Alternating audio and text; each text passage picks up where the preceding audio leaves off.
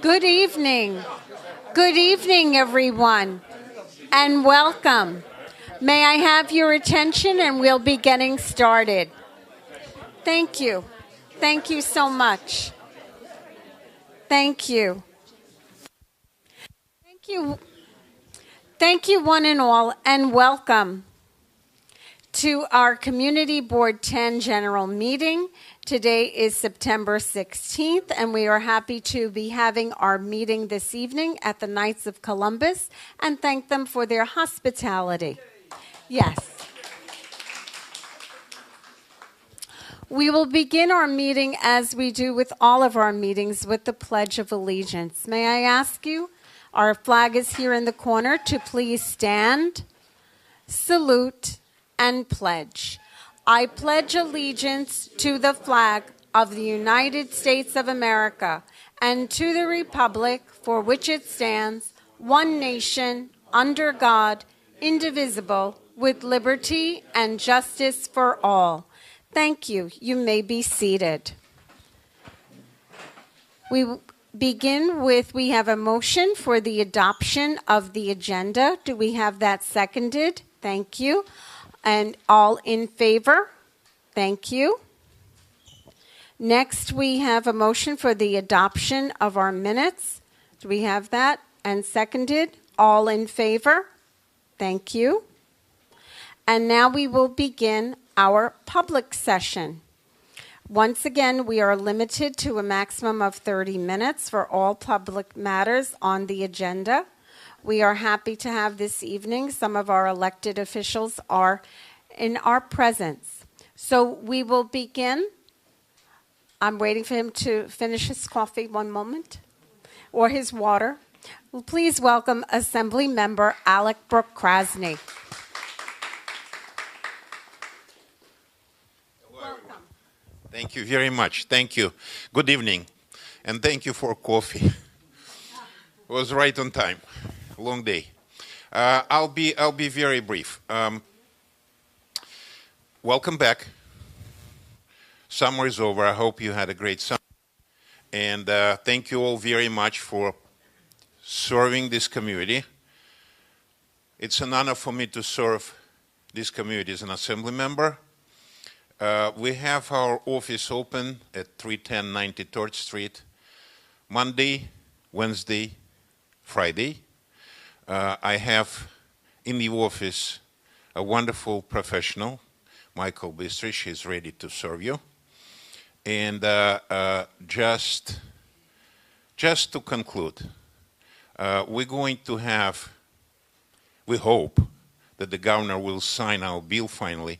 So we're going to have on September 30th, the time will be to be determined, the very wonderful remaining and very important, and it's a big honor for me to rename the part of Bell Parkway in front of Fort Hamilton Garrison.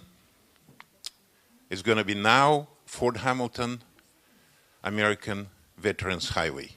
It's been in the works for 2 years.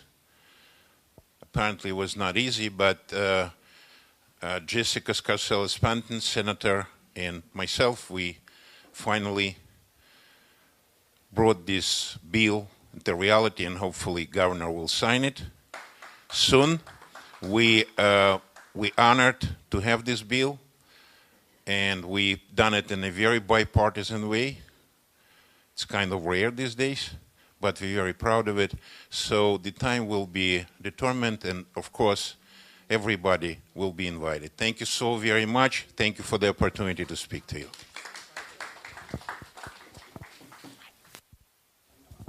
Thank you. Thank you once again. And next we welcome our state senator, Iwan Chu, is here this evening. Thank you. Thank you. Evening, everybody. I'm State Senator Yuan Chu. Very happy to welcome you back from the summer break.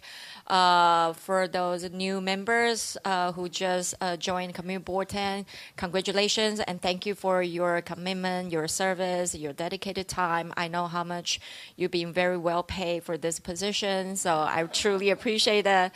I used to serve on Community Board 11 so for a couple years, so I know. So thank you for your time. A few things to update during the summertime. 6A precinct, we always have the National Night Out. This year got ran out. However, we were able to do something, so I was very happy and proud. I was able to secure $4,000 from my office allocation to support the National Night Out with 6A precinct to provide some funds for the family who get to enjoy the whole thing is to build a relationship between the community and our local PD, how we can make sure everybody's safe and the voices heard and concerns being addressed. And during the summertime, my office and local organization, we host a couple street cleanup, park cleanup, health fair, and back to school events. So my office, we gave out 450 backpacks to the families and also who needs it, and also 150 for the domestic violence families. So we will be able to secure and also be sensitive about their identity. The kids may not necessarily want to be identified, so it's like a joint event, so we just give it out, but we have a system to make sure those families who need the resource, we're able to also protect them. So my office is here to help, so if there's anything, let me know. We'll figure out how to get it done. And over this weekend, there's a Fifth Avenue. We have a street fair, and I was also happy to join. There's a back to school, and the weather is just beautiful. So if you were there, I know you enjoyed that. And last week, it was the 9/11. We also co-host with Senator Andrew Granados and Councilman Justin Brown, and also with the NIA for the 9/11 Memorial Vigil, and it's something we really have to remember 23 years from now. And we're talking about a whole new generation who didn't see this, who were not there. However, we need to continue because especially for Bay Ridge, for this Southern Brooklyn community, we lost a lot of family and the first responder who put themselves up there in the line before themselves to protect us. So it is very important. And last but not least, here we go in the back. Tomorrow is the Chinese American family. They will celebrate their Mid-Autumn Moon Festival.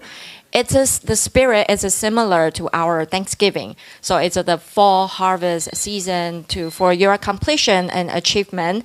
So there's some mooncake. It symbolizes the full moon tomorrow night. If you can, just enjoy the moon with the mooncake and share with your family. That's the spirit. So I brought some mooncakes down there. So hopefully we share the joy. All right? Thank you. Thank you. Thank you so much. Thank you. And next, from Congresswoman Malliotakis' office, Lori Windsor is here this evening. Please welcome her. Good evening, everyone. It's nice to see everyone after the summer. Welcome back for a long session. I know from my CB, it's like, okay, it's a September, but we'll get through it as long as there's no more proposals. Just a quick update from the last time I saw you all. The Congresswoman was able to allocate $2 million for the Guild for Exceptional Children to revitalize their 5 storefront locations on 3rd Avenue and 67th. And we went and announced it there, and it was a really touching ceremony. The other thing I'm just going to say is that we're on 77th and 3rd. If anyone needs anything, I'll be here if you need my phone number. Again, thank you. Have a good night. Thank you. Thank you, Lori. Next, we have from State Senator Andrew Gennardis' office. Please welcome Maya Yedin.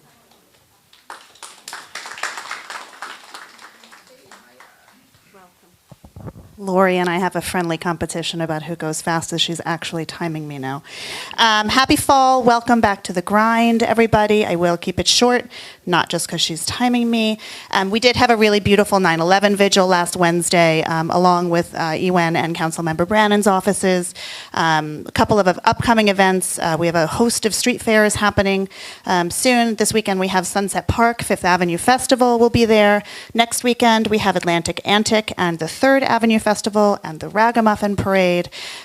We will be hosting our annual senior picnic in conjunction with Councilmember Brannan's office on Tuesday, October 1st. Before you bombard me, these tickets are available at local senior centers only. We distribute them through there, and they determine how out from. Lori, did you shut this? Okay. Then we have the highly popular, long-awaited shredding and e-waste in conjunction with a council member again, and that will be Saturday, October 19th, 10 to 1 at the St. Anselm parking lot.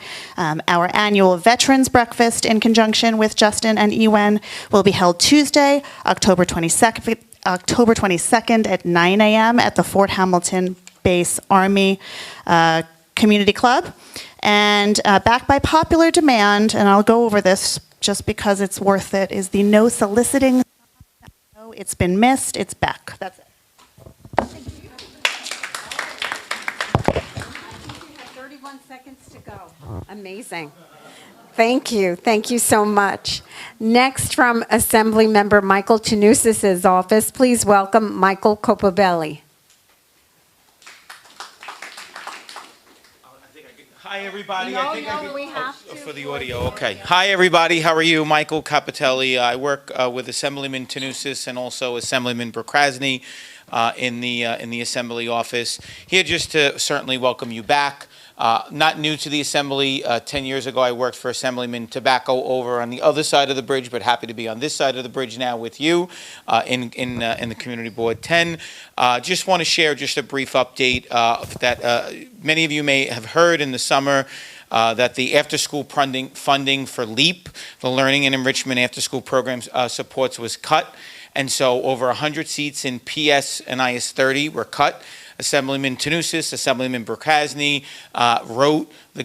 worked with the governor to restore funding for that program, and just yesterday, I believe, was announced that they were restoring a $3 million one-time investment in that programming, so that way the free after-school programming could be restored. So very important to share that update with you, and certainly please feel free to call upon the offices.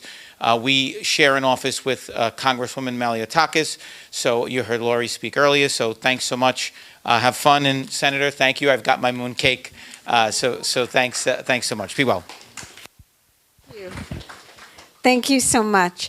And next, from Council Member Justin Brannan's office, please welcome Michael Sheldon is here. Thank you so much. Hi, thanks for having me. Michael from Councilman Justin Brannan's office. Maya stole both of my updates, which is okay because now I'm going to be quickest. They had no idea I was competing, but I'm going to win. But yeah, our e-waste and shredding event is coming up in case Maya didn't hype it up enough. That's on October 12th, 10 a.m. I'm sure we'll see many of you there. And then I also just wanted to thank really quick everyone who came for the 9/11 vigil that we held with our colleagues. Obviously, in so many ways, that's a somber and tragic event every year, but that vigil has really sort of become a beautiful community unto itself, just seeing the folks who gather there every year, and now younger generations who weren't even alive at the time joining us. It's become something really special, so we appreciate everyone who's part of that. And yeah, thanks so much. Thank you so much. And now from Council Member Alexa Avalos' office, please welcome Rob Aguilar.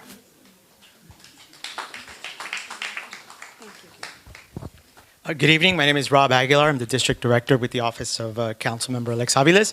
She would like to welcome you all and hope that everyone had a great summer. So I've got 3 quick updates. First up is we do this every year, and we kind of do it like on a monthly, quarterly basis. It's what we call our Civic Series presentations. And what this involves is us basically giving out information on the different aspects and the different roles of the City Council and what your local office does for you. So this one's called, it's the first one, and we're kicking it off in September 19th over at the Sunset Park Library, and it's called, What is the City Council?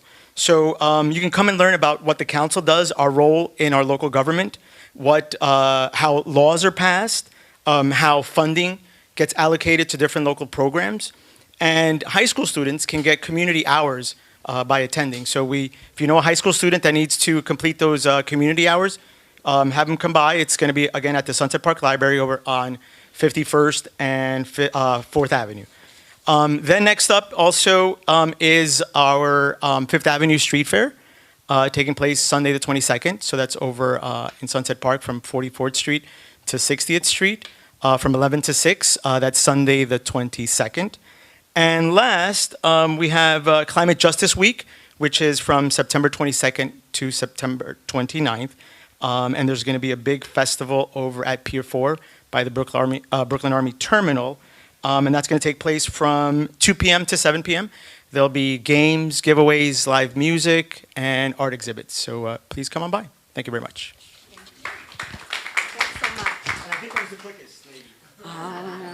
I don't know. The competition's on. Next, from Brooklyn DA Eric Gonzalez's office, please welcome Nancy Lulu. Thank you so much. Good evening, everyone. Hope everyone had a great summer. I bring greetings on behalf of DA Gonzalez to everyone. Our office has been extremely busy and active, not just with prosecuting cases, but also taking part in community events. Our office held a summer fest in Coney Island Avenue at Luna Park, where we gave out 700 backpacks and school supplies. Students got to enjoy Coney Island at Luna Park. They enjoyed the food, the music. Our office also will be hosting a Hispanic Heritage Month on October 1st from 6 to 8 p.m. at City Tech College at 285 J Street. RSVPs are required. And as always, if there is anything you would like to address with the Brooklyn DA's office, you could call our Action Center at 718-250-2340. And as always, thank you for having me. And it's great to be here in Community Board 10. Thank you. Thank you. Thank you. And next we will be hearing about the Ragamuffin Parade. Please welcome Ted General.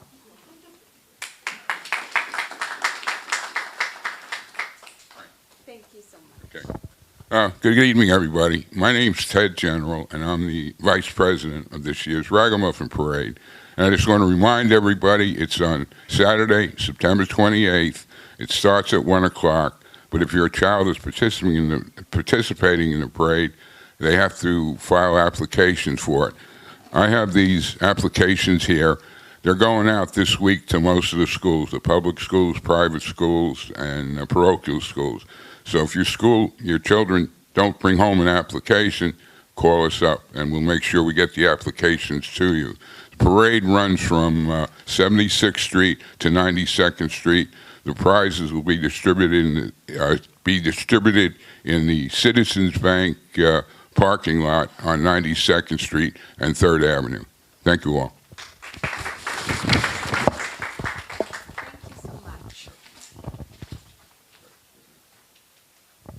Thank you so much. And next, from the Brooklyn Chamber of Commerce, please welcome Mark Caserta.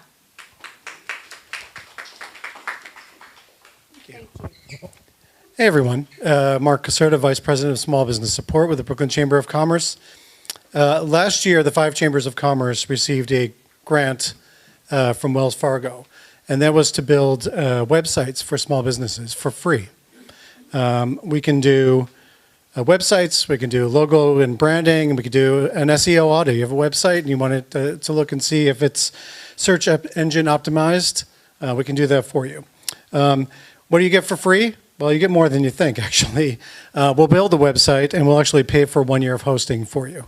After that, it's up to you. And for logos and branding, we'll deliver the files in print and digital formats, and we will give you a full written audit of your website if you need SEO. So the best thing to do right now, if you have a small business, you want a website, you need these services, I'm going to leave the flyers with the district manager. And you can use the website or you can scan the QR code. That's it. Thank you so much. Thank you so much. And from Borough President Reynoso's office, Jessica Callow is here this evening. Please welcome her.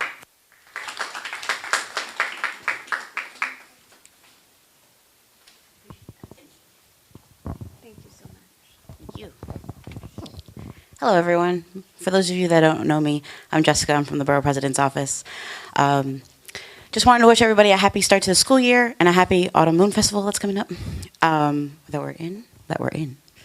Also, we have a community baby shower fund. So the borough president feels very strongly about all expecting mothers being able to have a baby shower. So if you have a community that you want to host it for, or if you have a nonprofit, we have grants available. So all that information is on our website. So please take a look at that when you get a chance. Other than that, I'm here all night. So if you have any questions, please come see me. Thank you. Thank you so much. And next we have Board Member Ruth Mazer is here to speak to us about a yard sale. Hi, everybody. It's great to see all of you. And this is a fun thing I want to tell you about, a yard sale on my block. And it's between Ridge Boulevard. It's on Ridge Boulevard between 78th and 79th. We have a whole bunch of houses that are going to be participating. And I hope that you can all come, and all you guys out there in TV land. Join us as well. I'm sure you'll find lots of things to buy that you don't need. But that's how it is, you know. We empty our houses and put it out and hope that someone else is going to find a treasure that they really need. So good to see all of you, and I hope to see you on Sunday, the 22nd, from 10 until 3 o'clock. Okay? Oh, and there are flyers in the back. I left a whole bunch of flyers in the back. Thank you very much. Thank you so much. And now Board Member Danielle Mowery will be speaking to us about Brooklyn Park Fest. Book Festival. Sorry. Hi, everybody. Nice to see everyone. Not this Sunday, but next week. Starting this Sunday with virtual festival day, and then running until the following Sunday is Brooklyn Book Festival. So if you're not familiar with it, you go on the website, you can check it out. It starts off with a virtual day on the 22nd. So after you've shopped at the, yard sale or block sale or whatever it is, you can sit at home and watch stuff online. There's bookend events throughout the city in all boroughs, including Staten Island this year. There's an event in Staten Island as well. And then Children's Day is unfortunately the same day as the Ragamuffin Parade, but people could make it after the parade. And then Sunday, I believe that would be the 29th then, is the festival day. So it's a great event if you've not been to it. It takes over all of downtown Brooklyn on the festival day, and it's got like over 300 or about 300 authors are usually there, and about 50 different panels during the day, and it's all free. And most of the bookend events are free. Some of them have a small fee. And Children's Day is free. Virtual Day obviously is free. So please enjoy. I'm going to add one more thing, is also just because we're in the election season, League of Women Voters is nonpartisan, League of Women Voters of New York City, and they help with voter registration drives. So if your organization or if your neighborhood is trying to do a voter registration drive, you can go on the website, you could fill out a form saying you need help or you want to do one, and somebody can coordinate with you and they can send volunteers to help, or they could do training so that you know how to register people to vote if you're looking for something like that instead. So those are my 2 announcements. Thank you.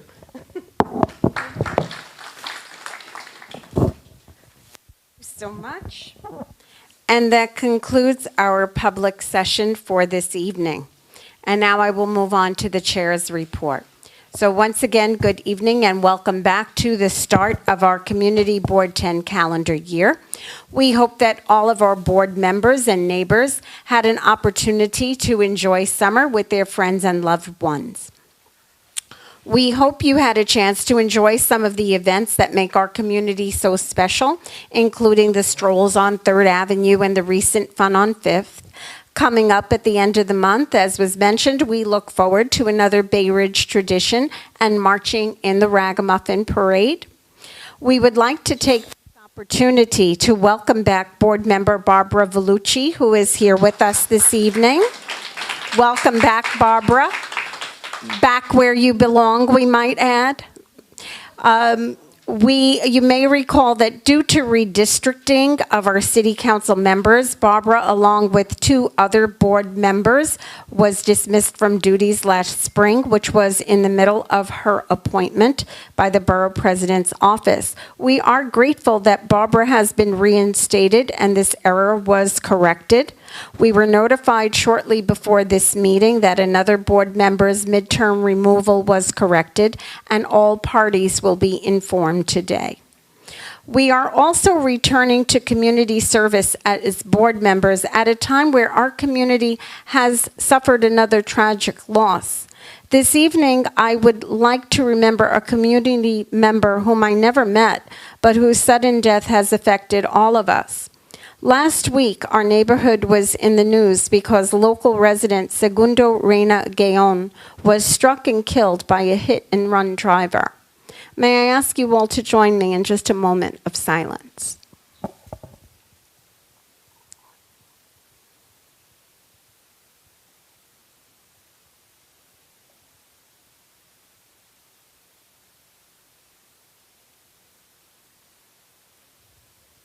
Thank you. According to the news, Mr. Reina Gayon was 74 years old and crossing Ridge Boulevard at Bay Ridge Avenue when he was struck shortly before 9 p.m. on September 11th. It was just in November 2023 when we remembered Anne Marie Weissner, who was killed by a hit-and-run driver crossing Marine Avenue. This is heartbreaking, and we extend our deepest sympathy to the family.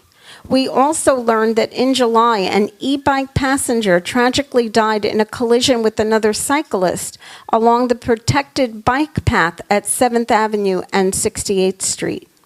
The safety of our community members must be a priority in our city, and we must make our streets safer. We need our city agencies and elected officials to respond to this. We ask our NYPD to continue to investigate this tragic case, and we demand that all of our elected officials bring together legislation to hold reckless drivers accountable. Our elected officials, State Senator Gounardes and Councilmember Brannan, asked the Department of Transportation to investigate Ridge Boulevard and made several recommendations to improve safety. We need our city to come together so that every community member can safely cross the street. This month, our Traffic and Transportation Committee will review DOT safety improvements planned for Marine Avenue, which are set to be installed very soon.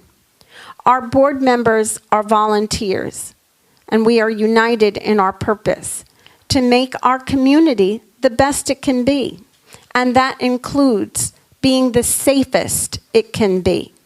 I look forward to working with the amazing Josephine and Dorothy here and each of you to make this the best year in Community Board 10. Thank you.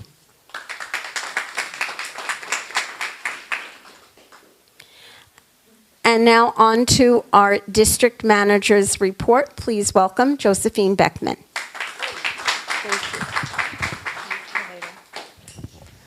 Good evening, board members. Welcome back. I can't believe summer has passed already.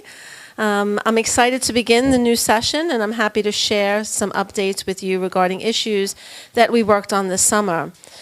Community Board 10's district office was grateful to participate in the Department of Youth and Community Development's Ladders for Leaders summer program. We had 3 amazing students assigned to the district office, and they worked on various projects for 6 weeks. One of them is going to be reported on tonight by Stephanie Mahaney. Many board members ask what the top issues are that residents ask the district office about. Over the last few months, we have received daily calls regarding changes to the Department of Sanitation's container regulations. Starting November 12, 2024, properties with 1 to 9 residential units must use bins 55 gallons or less and have secure lids for trash pickup. These bins must be in good condition and not overloaded. After June in 2026, all properties with 1 to 9 residential units will be required to use an official New York City bin. Due to the number of calls we are receiving at the office, the Environmental Committee has invited a representative from the Department of Sanitation to join us for questions following the department's briefing on September 26th. The briefing is remote. It's beginning at 6 p.m. That's the one that's held by Department of Sanitation. And we will be hosting a hybrid meeting at the district office, so you could have the option to view on Zoom or to come in person. In addition, every day we listen to neighbors who share safety concerns about gas, electric scooters, motorbikes, vehicles on our sidewalks and in our playgrounds.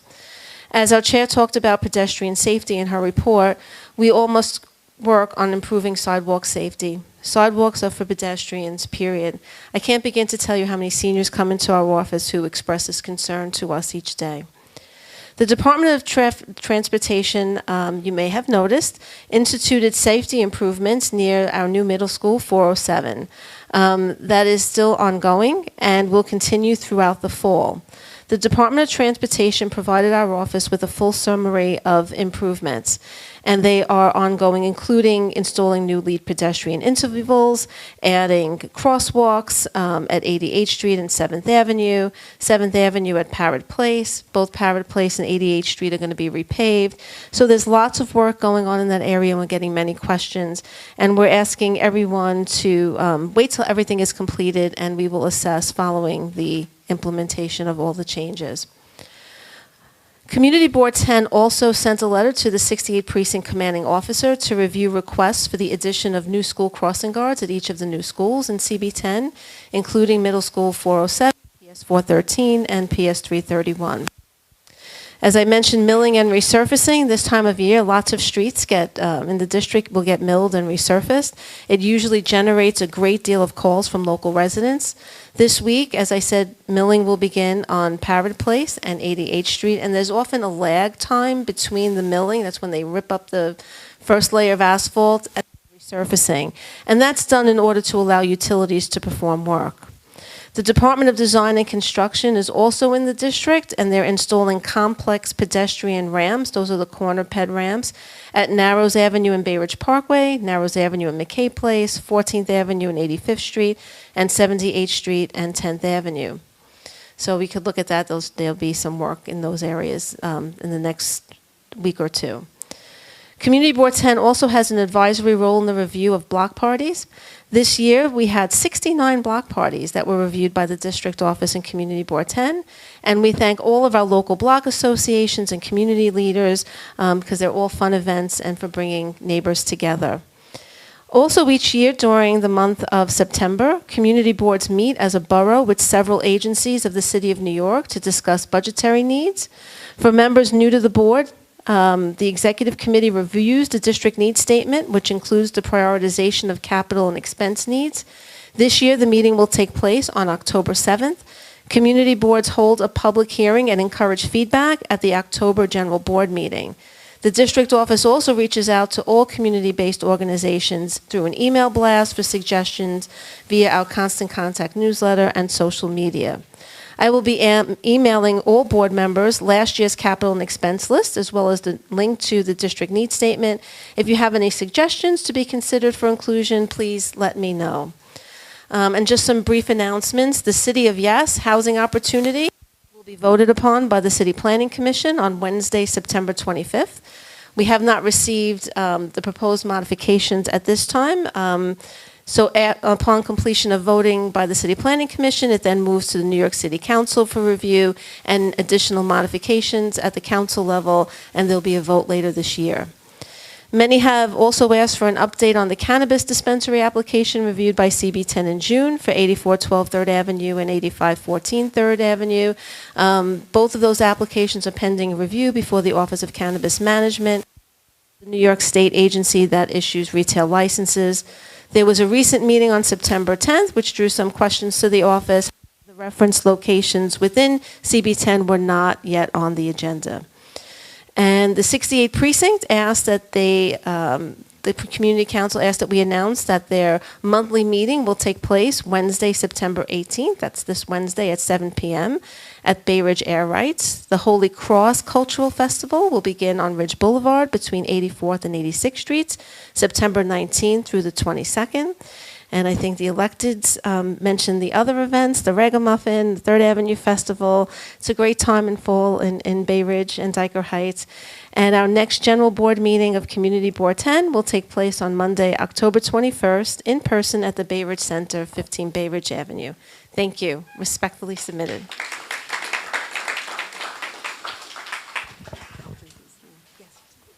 Thank you so much. And we would just like to take a moment to also recognize that this evening we've been joined by Detective Artem Kuzmin from the Office of the Police Commissioner's Liaison Unit.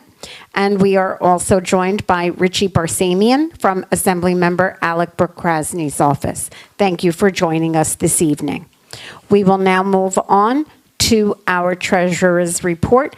Please welcome Stephanie Simone Mahaney.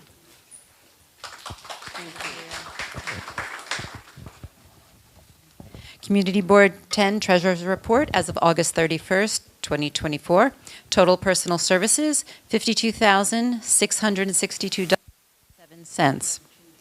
Total other than personal services, $5,042.29, leaving an unencumbered budget balance of $232,420.64. Thank you. Do you want me to stay? Right. Now I'm asking Stephanie not to go too far because now we will go on to our committee reports, and the first committee up is Zoning and Land Use. Welcome, Stephanie. Thank you again. Thank you. Okay, this has nothing to do with the City of Yes. All right, the Zoning and Land Use Committee met on Wednesday, September 4th, 2024 at 7 p.m. in a hybrid meeting format with a virtual quorum but not an in-person quorum, and it was probably the most enjoyable zoning meeting we've had in a very long time. So this meeting marked the committee's first session following the summer break. Attendees included Lucy Levine from the Historic Districts Council and guest presenters Lindsay Peterson, a preservation consultant, and Thadia Delancey, CB10's summer intern. There were two items on the agenda: the nomination of the Louise Terrace Colonial Road Historic District to the National Register of Historic Places, and the discussion of potential landmark and historic preservation sites within Community Board 10. Lindsay Peterson, a resident of Bay Ridge, the sponsor of the National Register nomination, and an architectural historian and preservation consultant, opened the meeting with her presentation on the nomination of Louise Terrace for the National and State Registers of Historic Places. I'm sorry. Sorry for the interruption, but someone who has a black Kia is blocking another car in the parking lot. May I ask you, if you have a black Kia, to kindly move your car? Oh. I don't know. This committee report is being interrupted for just one moment. No one was parked. I don't know. I don't know. To be continued. So with that happening, should we move? We'll go to traffic and transportation. Oh, okay. We have a continuation of our traffic and, okay, of our zoning and land use. I'll figure out a place to put it. Oh, okay. No problem. So this is life in the big city, right? Right? You live in Brooklyn, you try and park your car, it looks good, and then the next thing you know, it really isn't. But what's great about being in a meeting like this is that we're responsive to one another. And so, as I said, we appreciate our hosts here at the Knights of Columbus, and we thank them for letting us know. And we didn't know we had valet parking, but thank you so much, Pierre. Thank you. There was not a lot when I parked, but we'll see. I suppose. I just have to orient. I'm sorry. So going back to the National Register, listing in the registers provides recognition of our national, state, and local heritage and assistance in preserving. Ms. Peterson outlined the criteria under which nominated properties are evaluated for listing. She highlighted that the nominated area meets 2 of the criteria for the National Register based on both its historical and architectural significance. Louise Terrace is situated in northern Bay Ridge, bordered by Owl's Head Park and the pier, and runs between McKay Place along Colonial Road.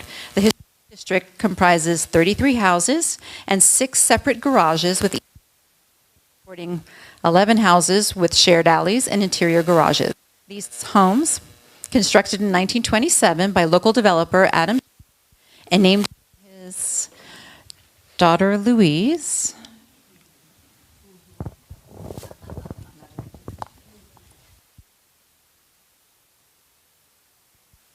I know they've been long, but you know. Okay, so the terrace is named after the developer's daughter, Louise. These were designed by Swedish-born architect Olaf B. Olmgren in a Tudor revival style. And rather than aligning homes to face the street, a terrace street was added to maximize space and the number of houses. This architectural style and arrangement of houses and garages create a unique and historically significant streetscape. And despite some modifications, the buildings retain their historical and architectural integrity. Ms. Peterson provided in-depth historical context, tracing the evolution of Bay Ridge from its roots as a region filled with country estates in the second half of the 19th century to its transformation into a bustling suburban area following the development of the 4th Avenue subway extension by the Brooklyn Rapid Transit Company, reaching 86th Street by 1916. Prior to their development, estates like the Joseph A. Perry Estate, which the Louise Terrace Historic District now encompasses, were key features of the area. As these estates were sold off and redeveloped, dense residential constructions like those on Louise Terrace helped shape modern Bay Ridge. Beyond architecture, Ms. Peterson also discussed the cultural and social significance of Louise Terrace. Ms. Peterson's process for advancing the historic nomination involved meticulous research and community engagement. She met with State Historic Preservation Office and sought approval to prepare the nomination, presenting her research to both her neighbors and the State Historic Preservation Office. Thank you, Pierre. Ms. Peterson detailed that the nomination must first be submitted to the New York State Board for Historic Preservation. If approved, it will then be submitted to the National Park Service for final listing on the National Register of Historic Places. She emphasized that being listed on the National Register is honorary and does not impose any restrictions on alterations, reconstructions, or new construction. Additionally, she explained the economic benefits of the nomination, noting that it provides tax incentives for preservation work done according to the Secretary of the Interior standards. Up to 20% of the costs for eligible preservation work can be covered. The committee engaged in a discussion to clarify various aspects of the nomination. Questions were raised regarding the economic incentives for homeowners and the extent of resident consent and support for the nomination. While the National Register listing does not legally restrict homeowners from making changes to their properties, it incentivizes preserving historical integrity through tax credits. For these credits, properties must meet certain criteria laid out by the Secretary of the Interior standards for rehabilitation. Additionally, Ms. Peterson explained how these incentives are tied to census tracts. The eligibility for state historic tax credits is determined based on whether the property is located within an eligible census tract. She could not say with certainty what renders particular tracts eligible for tax credits. However, she confirmed that her census tract, where Louise Terrace is located, is currently eligible for these state tax credits, but there is no guarantee it will remain so indefinitely. Okay.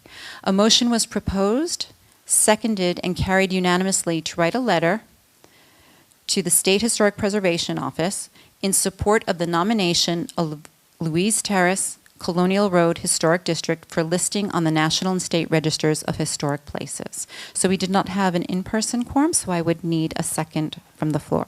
Okay, second noted. Yes, and is that the procedural? Do you no? You after? Yes. Okay. So I had either Diane or Carmine. Diane. Okay. Now, is there any discussion before it goes to a vote? Okay. We need a microphone that works. You said 11 houses, right? If I recall.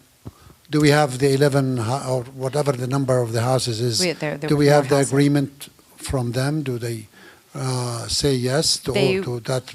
There was no, they were all in agreement. They met with. Do we have their Lindsay signatures Peterson. that they are agreeing to that? I don't know that we need signatures. Our signatures? Mm-hmm. You, go ahead. The applicant held a meeting. We also did public notice. We received 2 calls in the office from homeowners who said they had a meeting and everyone was in agreement. Do you think we should get in writing from them? I think she put it in writing to us.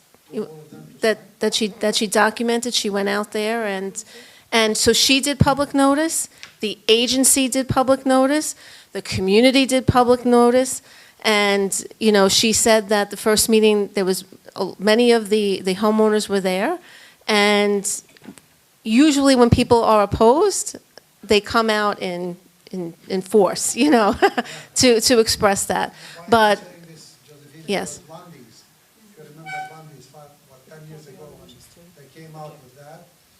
They did all that, but on the final stages, people came and said, oh, I did not receive any notices. So that, I think we should get everybody's signature before. Well, we do know that they received, because they received it certified mail. And in the copy of the certification, it says, if a property owner wishes to object to this proposal, district, he or she must submit acknowledgement that he or she owner is in question. We also received it notarized at the district office, so we know that it did go out notarized mail. And that he or she questions the proposed National Register listing, adding the following signed and dated sentence. So they give an example, and they also give a link in the paperwork that we received. To object. To object, if they want to object. And it's different from a landmark. Right, this is not a landmarking. I don't know if you were referring to landmarking with the site that you were. This is the state and national register. So you can make alterations to your property, and they're, even if it is on the register. Okay. Is there any more discussion or any questions?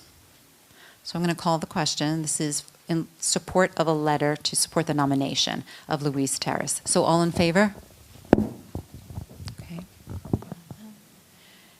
Any opposed? Abstentions? Recusals? Okay, the motion passes. All right, the next agenda item is it's an informational report only. The second agenda item was a presentation delivered by a CB10 summer intern, Thadia Delancey, which focused on potential landmark and or historic preservation sites within Community Board 10. This project was an outgrowth of a March 2024 Zoning and Land Use Committee meeting at which the processes for listing on the national and state registers and procedures for landmarking or historic district designation by New York City's Landmarks Preservation Commission were reviewed. At that time, the committee also discussed the 2014 Reconnaissance Survey of Historic Resources, a consultant's report prepared for the Historic Districts Council. The extensive survey may be used as a guide when formulating landmark priorities and makes recommendations for 6 potential historic districts and 19 potential individual nominations in Bay Ridge. Ms. Thadia Delancey undertook extensive research reviewing the 2014 Reconnaissance Survey and supplementing it with additional findings. Her presentation aimed to identify sites of significant historical, cultural, and architectural value where the goals of preservation could be both honored and practically implemented.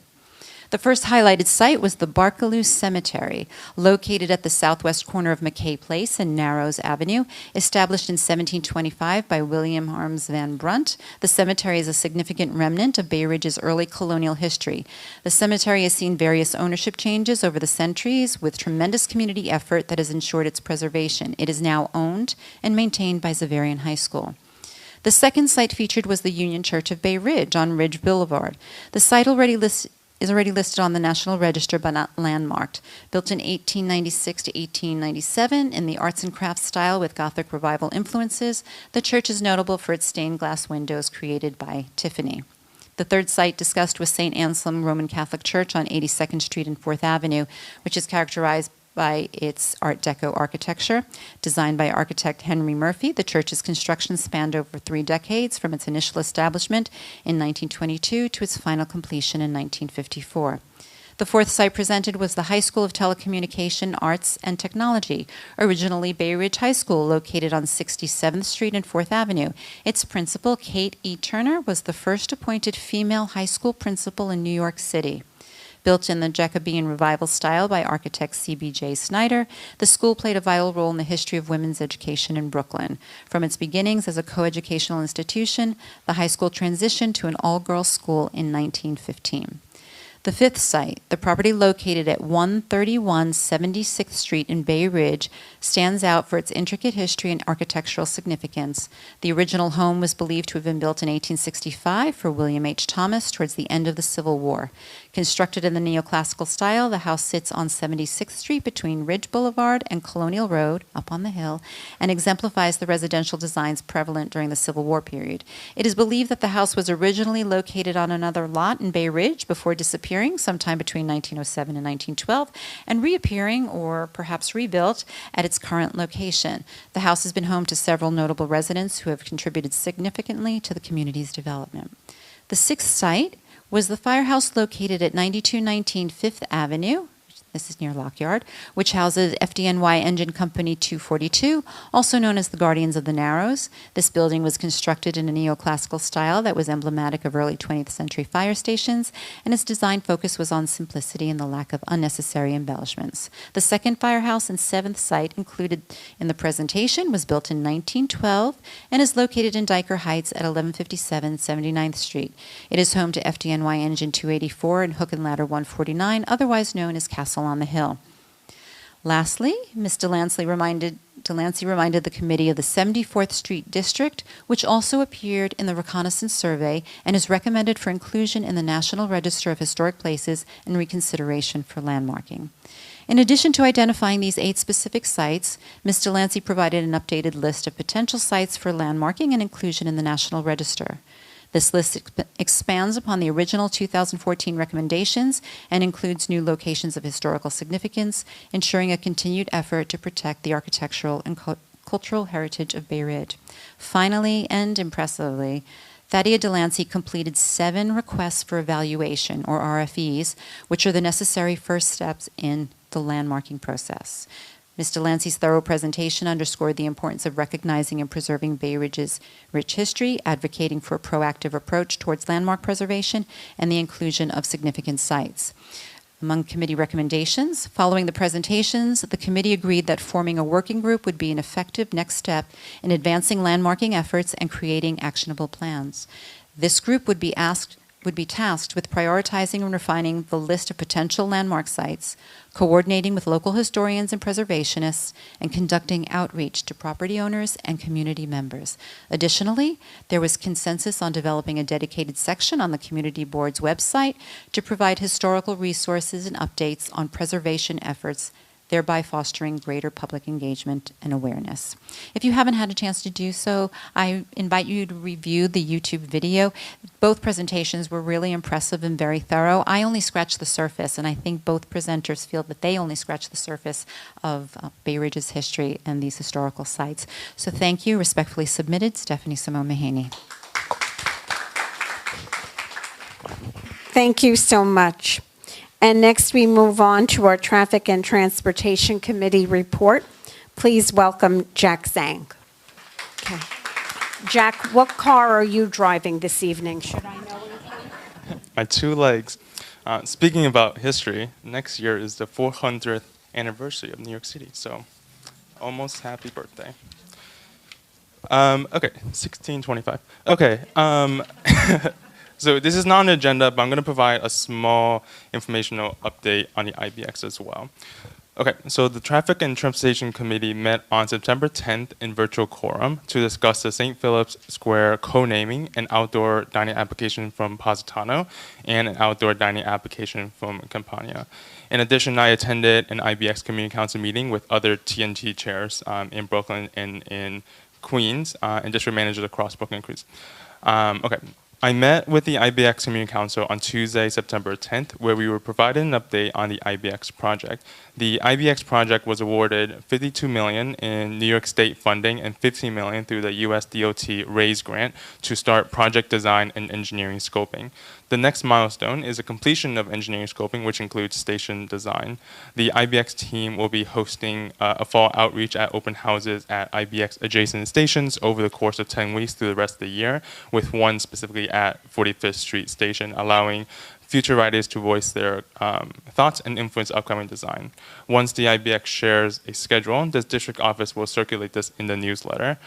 Note that there's no outreach within CB10, so I've requested an outreach, at least one, within CB10 borders, or at least in adjacent stations, such as at 59th Street or 8th Avenue. So hopefully that'll be coming soon. The TNT committee met in June 2024 with the applicant from the St. Philip's Episcopal Church to discuss their application to co-name the southwest corner of 11th Avenue and 80th Street as St. Philip's Square. Following that, the committee met again in September to discuss the application further. The committee noted no opposition on the co-naming, and the district office received 2 additional letters of support of the co-naming. The committee recommends approval of this application. If the committee board decides to approve this application, the application will then be forwarded to the city council in time for their fall review of the renaming and co-naming applications. So the first motion we have, we met in virtual quorum, and so I do need a second from the floor. The motion is as follows. Motion to approve application submitted by the St. Philip's Episcopal Church to co-name the southwest corner of 11th Avenue at 80th Street as St. Philip's Square. Do I have a second? Second there. Okay. All right, any discussion? Okay, in that case, let's vote. All in favor? Okay. All opposed? All abstentions? Recusals? Great, motion passes unanimously. Okay, the TNT committee received 2 applications from Positano at 118 4th Avenue, 10018 4th Avenue. The applicant and the applicant representatives were invited but not present. The applicant is seeking a sidewalk cafe for 18 tables and 36 seats, as well as 2 roadway cafes, one for 9 tables and 18 seats on 101 Street, 101st Street, and 16 tables and 32 seats on 4th Avenue, so that's 2 of them. The applications meet current requirements as set by the DOT, which we discussed last year. The applicant has an SLA license that includes outdoor premises, license number 034-022-115004. The district office reported no prior complaints. Sorry, no, I'm going to strike that statement because we have received prior complaints. Okay, I'll go into that. Apologies. The sidewalk and roadway cafes are planned to be open on the following days and times: Sunday through Thursday, 12 p.m. to 11:30 p.m. Friday and Saturday, 12 p.m. to 11:30 p.m. Members of the public who attended the meeting were opposed to the roadway cafe, and the district office had received numerous public comments and a petition signed by more than 60 local residents opposed to the roadway cafe. Summarily, the comments were against the roadway cafe due to valet parking behavior of the restaurant, which severely impacts parking availability and pedestrian safety. The restaurant was noted as blocking off parking spots in front of other businesses, as well as blocking crosswalks, double parking, and parking on the sidewalk across the street. Members of the committee attested to these issues as well. Additionally, the restaurant has had an SLA license since 2016, and in that time has had 5 infractions with the SLA, with fines totaling $43,500 across the 5. The district office noted that there have been hundreds of 311 complaints about this restaurant in the last few years during the pandemic. Given all this, the committee assessing the dual applications, one for the sidewalk cafe and one for the roadway cafe, recommends denying the roadway cafe outright and recommends denying the sidewalk cafe unless the applicant agrees to a set of stipulations. So what I'm going to do is I'm going to propose 2 motions, one for the sidewalk cafe and one for the roadway cafe. The sidewalk cafe will have a stipulation, and the roadway cafe will just be for denial. Okay, and I also need a second for this one. Let me make a motion. Motion to deny application number 2024-0709-030005 for a sidewalk cafe from Positano unless the applicant agrees to the following stipulations. Applicant must provide a mitigation plan for the valet parking issue. Application will meet with the community board in case of future issues or problems raised by the community.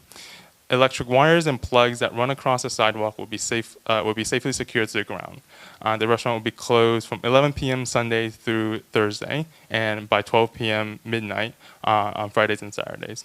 Only ambient lighting is to be used. Number 6, umbrellas and/or soundproofing to be installed. Number 7, must observe NYC Fire Department codes, no open flame fire pits, no barbecue, no smoking regulations, Department of Building Department code and public assembly codes, and the New York City Department of Consumer Affairs regulation regarding sidewalk cafes. Number 8, outdoor spaces must be seated food service. Number 9, sidewalk cafe areas will be kept clean overnight and furniture must be removed at night. Number 10, observe NYC Department of Health and Mental Hygiene regulations regarding smoking, including designated smoking areas in outdoor spaces. And number 11, observe NYC noise code regulations. So the last 10 were ones we've approved in previous ones. We just need to say it for the record. So that's the motion. I think I had a second here. Any discussion?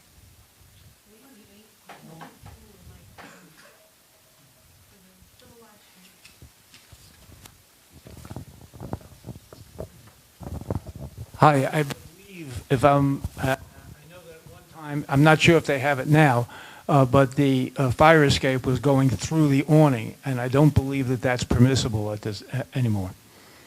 Okay, so that should be something that, if it is actually happening, they have to correct it. So in current regulations, there can't be any awning, right? So the current DOT regulations have the, the stand be up to like basically waist height, and so there's no awning at all. Okay, then I think that should be looked at and make sure that what I'm saying is no longer true. Okay, I don't know if they've corrected it.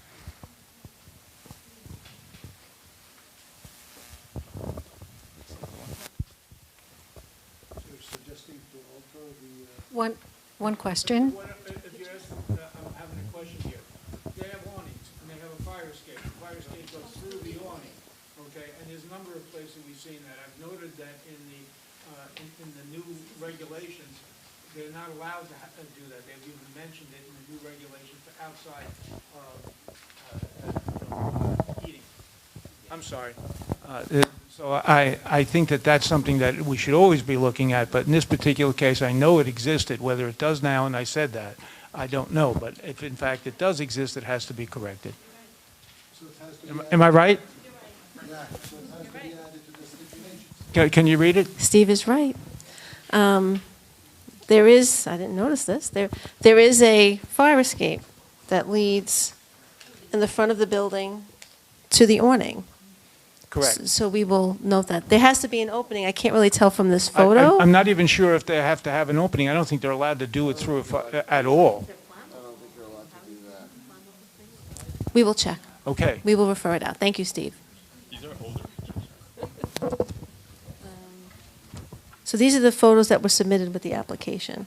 So this is yours. Thank you. Hi. Do sidewalk cafes exist on both street fronts now?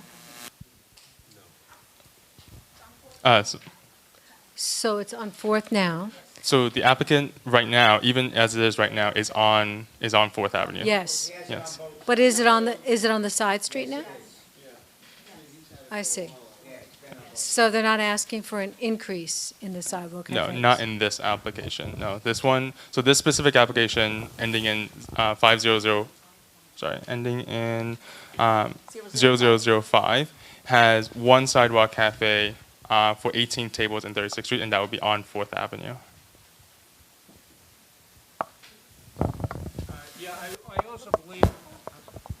I also believe that they actually use 4th Avenue, and there's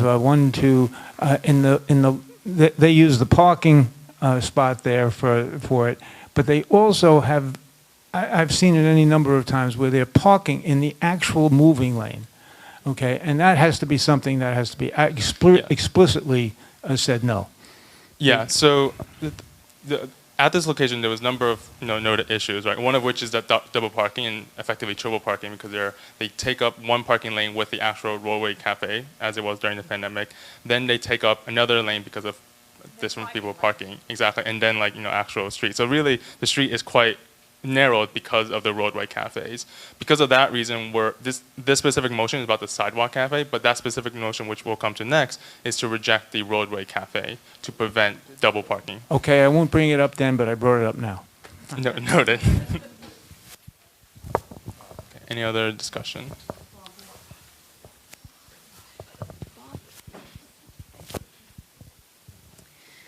You know, these sheds were created during COVID, and the idea of it basically saved jobs, saved lives, and kept businesses in working function. A lot of these sheds now, as we all know, are empty, and they're being used as storage facilities. But one of the things I want to ask the committee, because that's just my opinion and things that I've been observing, in these stipulations, when you went down to a sort of like a ribbon cutting for one of the sheds being removed, and when they took up the floorboards, all the rats came out. So the city is worried about our garbage covers and our garbage pails, when we know that most of the rats live under the sheds. Can you have a stipulation in there somewhere, I guess for the future, to have some kind of pest control included in this? Because that's where the problem is coming from. They have a nice haven. And nobody's saying that. We're all buying new garbage pails, but that's their house. So please, if you can, add a stipulation about pest control.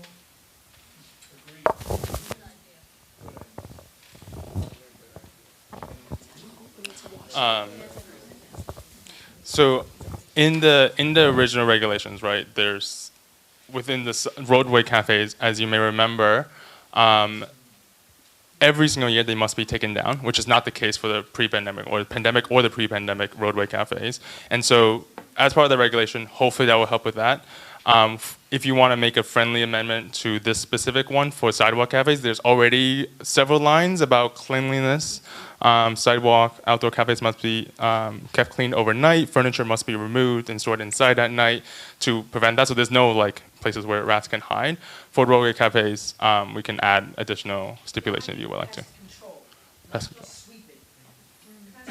Sure. Right, but you're speaking about the roadway cafes, Barbara, is that correct? Yeah, but this is just for future, because you're going to be getting a lot more of these. Right, in the roadway cafes, which, as Jack said, now all year round, when there is a platform, there is a provision in the new rules that they have a trapdoor for cleaning. Doesn't mean because they have the trapdoor that they're going to do the cleaning, so we could mention that in future roadway cafes. But the roadway cafe that we're reviewing tonight does not have STIPs, it's just an outright denial. And remember, the very first stipulation that we always have is the restaurant will meet with the community board in case of future issues or problems raised by community. Right? It's explicitly meant for who knows situations like this where we would like to talk to the restaurant, we would like to have a public hearing about these kinds of situations. I happen to agree with Barbara. I mean, I know there's something language in there about cleanliness and trapdoors, and I know even if we put it in the motion that they should hire an exterminator weekly or bi-weekly, that they're going to do it. But maybe it is something to think about that we could, if not in this motion, but moving forward, some specific language that says a licensed exterminator, to prevent the increased population of rodents. Something like that may help. Yeah, Thank we can talk about it at a future committee meeting to add it to our standard template.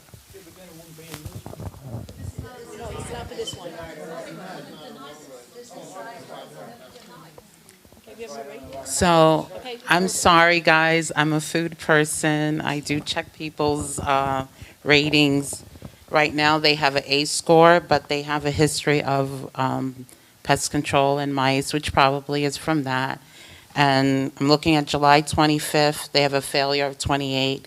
March 7th, they have 9, but they do have pest control issue. February 14, 2023, 25. That's not good. When you get 28, you fail. So they're at 25.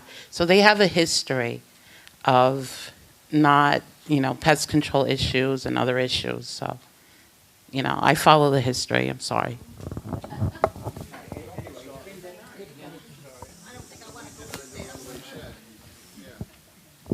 I'm not speaking in opposition to any of this, but let's remember this particular motion is for the sidewalk cafe. It is not for the roadway cafe. So I think that any comments that are being made on this topic need to be made for the following discussion, not the sidewalk cafe.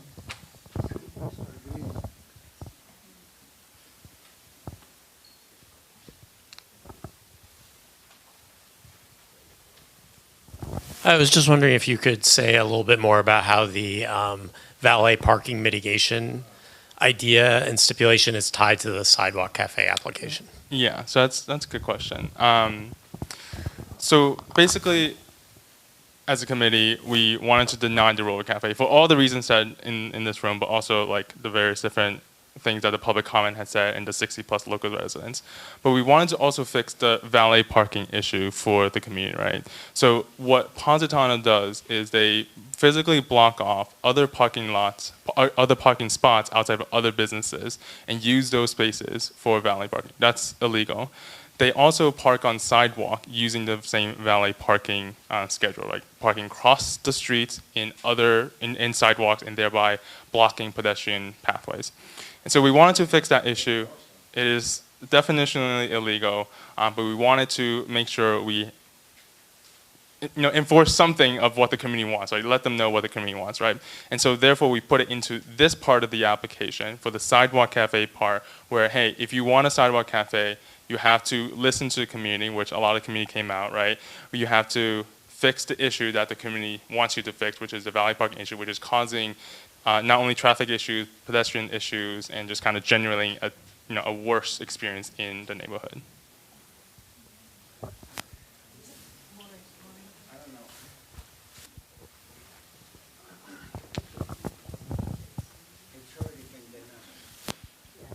Hi. So I guess that my suggestion on that would be this has been an issue, yes, for a very, very long time.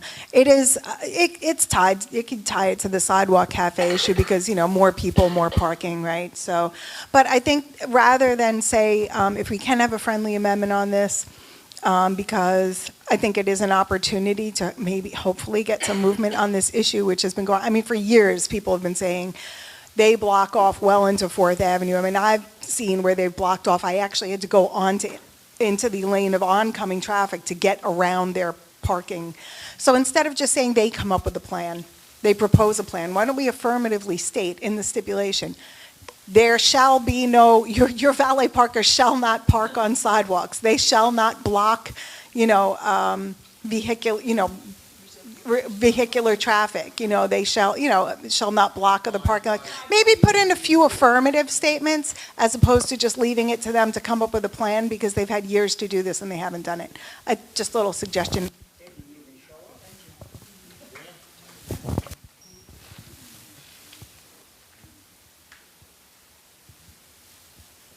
Okay, so I do want to just officially vote on this. So as opposed to having applicant provide a mitigation plan for the valet parking issue, which is verbatim what it is, we can add the two statements. The applicant shall not park on sidewalk in the nearby neighborhood, and number 2, the applicant shall not block off parking spots in front of other neighborhood businesses. So I would like to vote on this to amend this, if possible.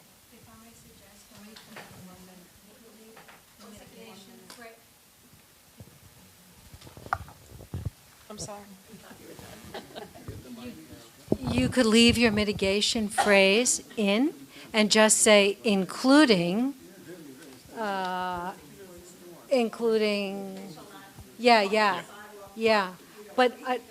But not just identify 3 things as the sole things, but okay. Exactly. That's good. Okay. Actual laws. Yeah.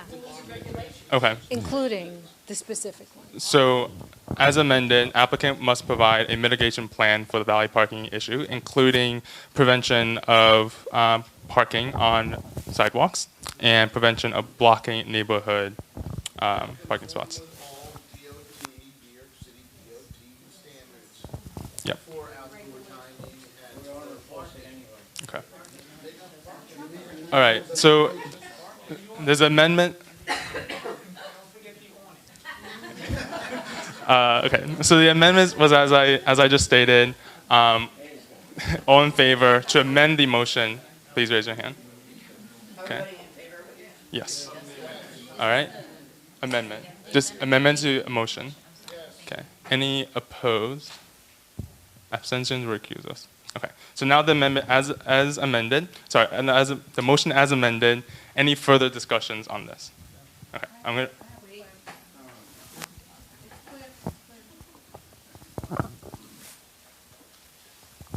My question is, and my recollection is that with the roadside dining, there's a limit to how many feet. I think it was 40 feet, and not more than that was allowed.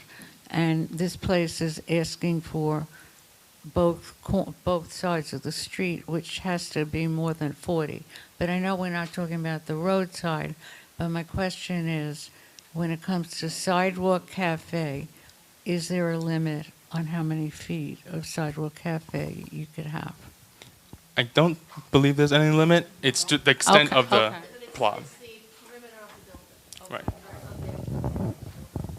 Okay. All right. No other discussions. The motion is as follows. Motion to deny application 2024-07-0903-0005 for Sidewalk Cafe from Positano unless applicant agrees with following stipulations as stated all of those and as amended by the previous motion.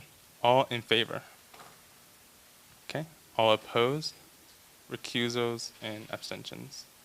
Great. None. Passes. Next motion. So this one's about the roadway cafe. Motion to deny application number 2024-0709-03-0006 for a roadway cafe from Positano. That's it. I do need a second. See a second here, second there. All right, any discussion around this one? Okay. All right, motion's called. All in favor? All right. All opposed? Was that an opposer? Okay. Abstentions and recusals. Great. Passes as well. So I'm making amendments because I wrote these wrong. Okay. The TNT committee received. Wow. The TNT committee received one application from Campania at 9824 4th Avenue. The applicant and the applicant representatives were invited but not present. The applicant is seeking a roadway cafe for 14 tables and 28 seats along 99th Street. The applicant meets current requirements as set by the DOT. The applicant has an SLA license that includes outdoor premises, license number 0340-231-38308. The district office has reported no prior complaints for these premises. The roadway cafe is planned to be open on the following days and times. Sunday through Thursday, 11:30 p.m. to 11 p.m. Friday and Saturday, 11:30 p.m. to 11:30 p.m.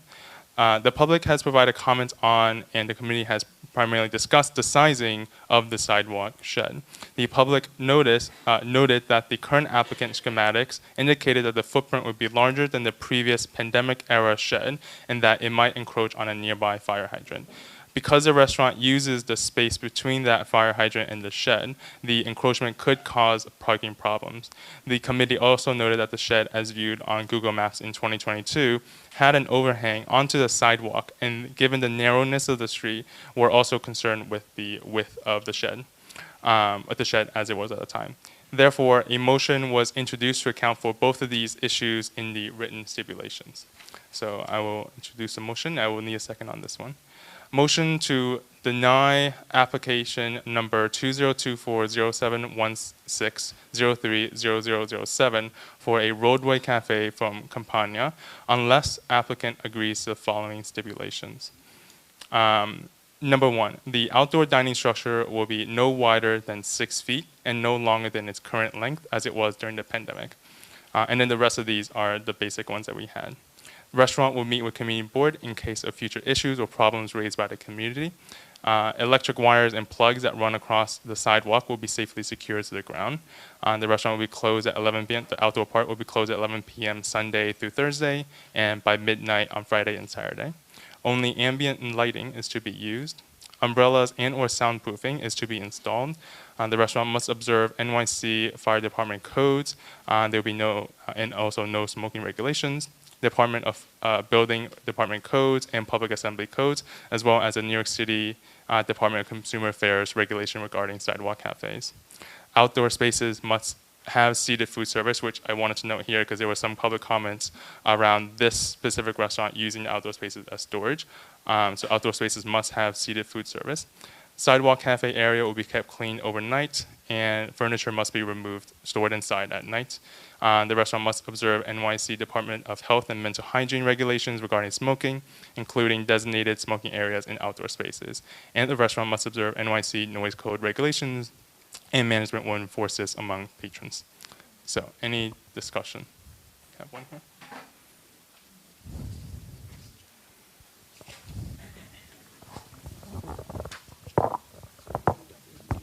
Since we are talking about an outdoor shed, I'd like to include the part about having, rodent abatement as a requirement. Okay.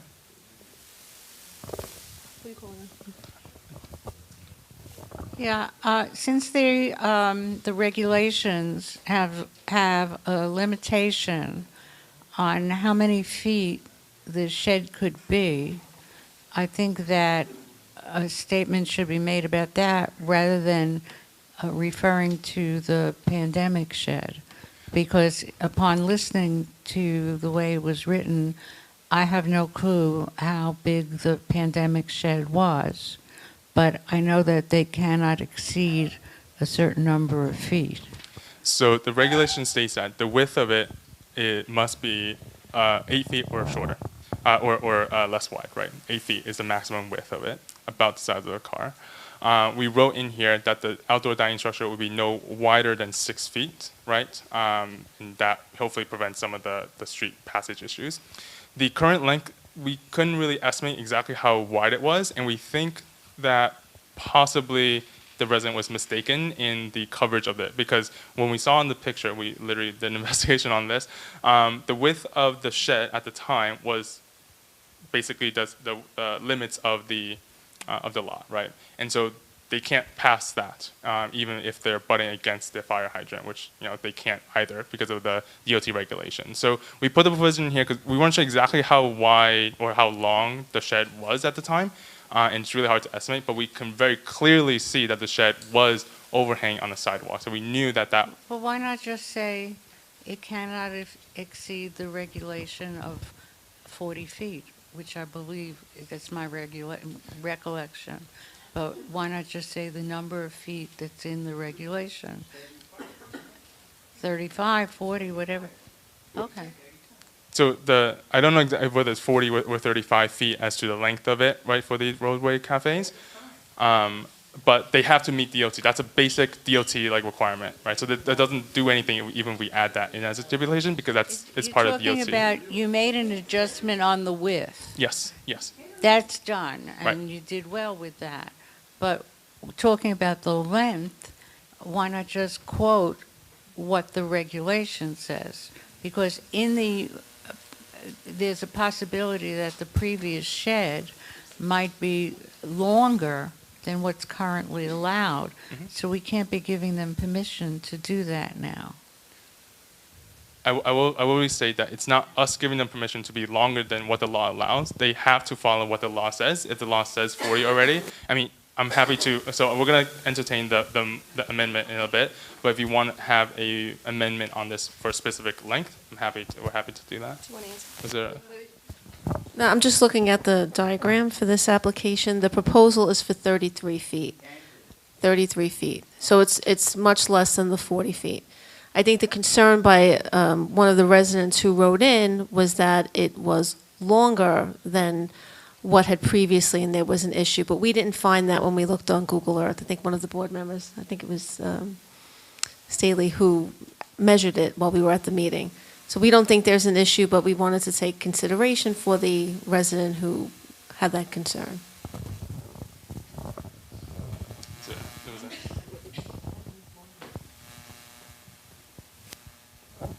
This is a side street roadway cafe. Does the same restaurant have a 4th Avenue fronting? Okay, thank you. Yes. Thank you. So the question was whether it had a 4th Avenue one. There's no 4th Avenue one, just for those on YouTube. No? Someone else? Okay. All right. Any other discussion? So we had effectively a motion to amend this to add pest control and rodent control requirements. I will accept that as a friendly amendment just to move it forward, unless there's any clear opposition to that. Okay, so the motion is on the floor. Motion to deny applicant number 2024-0716-030007 for Roadway Cafe from Campania unless applicant agrees to following stipulations. As mentioned, it's the set that we have previously agreed to in addition to 2. The outdoor dining structure will be no wider than 6 feet and no longer than its current length as it was during the pandemic. And number 2, pest control and rodent control will be applied. Okay, all right, all in favor? Okay, all opposed? Any abstentions or recusal? Abstention, recusal. All right, respectfully submitted. Jack. Thank you.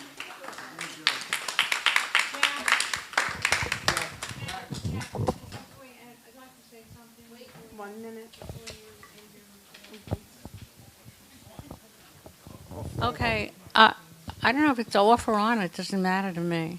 I just wanted to state my opinion, and I just abstained from the last vote because I am very strongly opposed to roadside cafes for many, many reasons.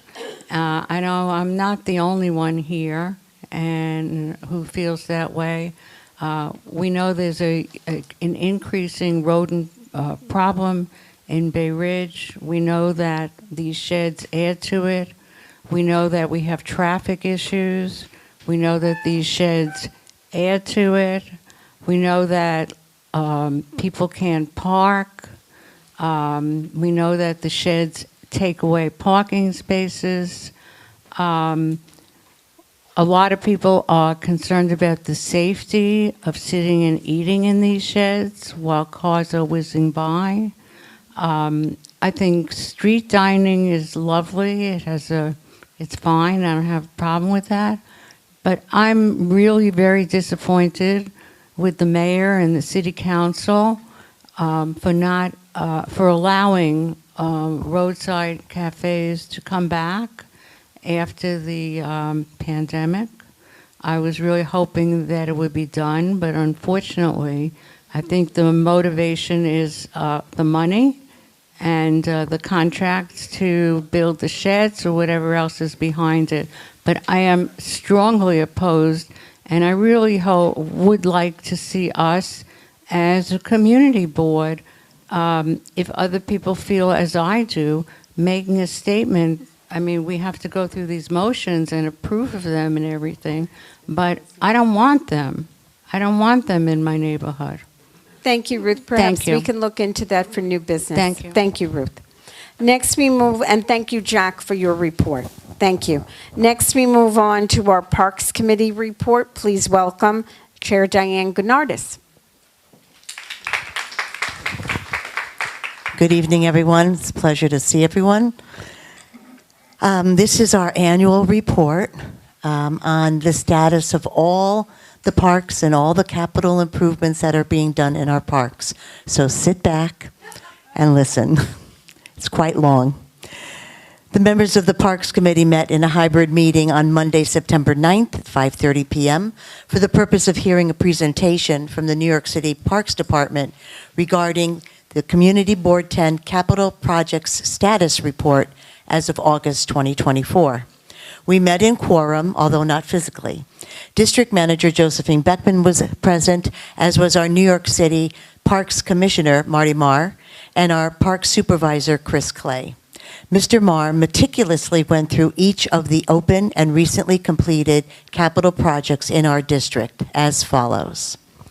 Number 1, Shore Road Park Dog Run, located at the intersection of 4th Avenue, Shore Road, Belt Parkway, and the Verrazano Bridge. This was a $1 million project funded by Councilmember Justin Brannan. It included the construction of a new dog run and the paving of the path in Shore Road Park. This project was completed in the summer of 2023. Number 2, Shore Road Park Paving, located at the intersection of 4th Avenue, Shore Road, Belt Parkway, and the Verrazano Bridge. This was a $1.27 million project funded by the mayor and included the paving of the path in Shore Road Park. This project was completed in the fall of 2023. Number 3, Shore Road Park Vinland Playground, located on Shore Road at 94th Street. This is a $3.4 million project funded by the mayor. It was a complete renovation of the playground, including play equipment for all ages, safety surface, drainage, water system, pavement, sidewalk landscaping, security lighting, fencing, interactive spray shower, and benches. This construction is expected to be completed in the fall of 2024. Number 4, Shore Road Park Fencing, located at the intersection of 4th Avenue, Shore Road, Belt Parkway, and the Verrazano Bridge. This is a $1.43 million project funded by Councilmember Justin Brannan. It includes the reconstruction of the fencing along the western edge of Shore Road Park. The design phase is in progress and expected to be completed in '24, with a construction completion goal in the spring of 2026. Number 5, Shore Road Park Restroom Demolition, located on Shore Road between 3rd and 4th Avenue. This project has a projected cost of $3.5 million, funded by Councilmember Brannan. The project includes the demolition of the restroom and the construction of a seating terrace overlook. An additional $2 million is still needed to make this capitally eligible, and it can't happen until the new terrace is funded. Number 6, John J. Carty Park Phase 2 Playground, located on Fort Hamilton Parkway between 94th and 99th Street. Councilmember Brannan funded this $5.4 million project, whose scope includes the complete renovation of the playground, including play equipment for all ages, safety surface, drainage, water system, pavement, sidewalk, landscaping, fencing, spray shower, and benches. Construction was completed in March of 2024, and remedial work on the spray shower and drainage planned with overrun funds for the fall of 2024. Number 7, John J. Carty Park Phase 3, located on Fort Hamilton Parkway between 94th and 99th Street. This project has a value of $20 million, of which the funding is coming from the TBTA, Tunnel Bridge and Traffic Authority, as a result of the extensive Verrazano Bridge on-ramp work. The bridge work must be completed before this project can commence. The scope of this project is the reconstruction of the original ramps off the Brooklyn side of the Verrazano Bridge, going eastbound, connecting to the BQE, as well as access to the Belt Parkway from the bridge. These ramps were originally constructed in the 1960s and were designed to deal with automobile traffic from that time. The scope of the project is to construct all new play area and sports courts in the current multipurpose play area of the site. It is located adjacent to the Senior Community Center on Fort Hamilton Parkway and is to include handball courts, skateboard pool, theater performance area, 3 basketball courts, walking track, turf field, and adult fitness area. There will be more security lighting, including accent lighting throughout this area. The design has been reviewed and approved by New York City Parks. A likely start date for the project is in 2026. Number 8, Russell Peterson Playground, Phase 1, located on Colonial Road between 83rd and 85th Streets.